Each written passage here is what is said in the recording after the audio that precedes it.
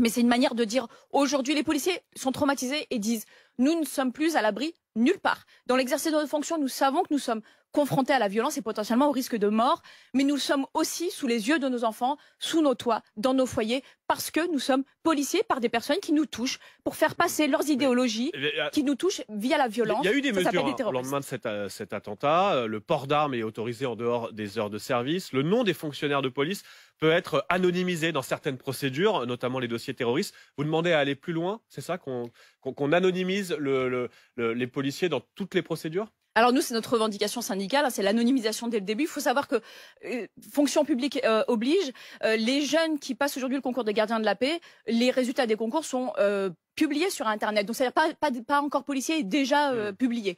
Et puis la question de l'anonymisation telle que vous l'évoquez, en réalité, elle n'est pas appliquée. Pourquoi? Parce qu'on a des technocrates qui ont élaboré un logiciel de rédaction de procédure qui techniquement ne prévoit pas cette anonymisation possible. Donc les policiers n'ont pas la possibilité technique de le faire. Justement, sur cette question, c'est très intéressant. Aujourd'hui, il n'y a plus de fierté d'être policier, on a l'impression quand on vous écoute. Au contraire, on veut absolument le cacher au maximum, quoi. On ne veut pas que ça se sache autour de nous qu'on est policier.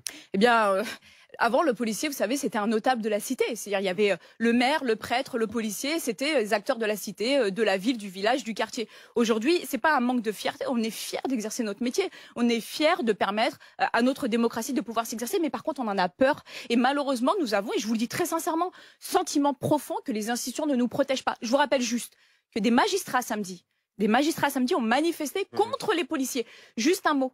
Aujourd'hui, vont être jugées les personnes qui ont exercé ces violences volontaires contre les collègues samedi.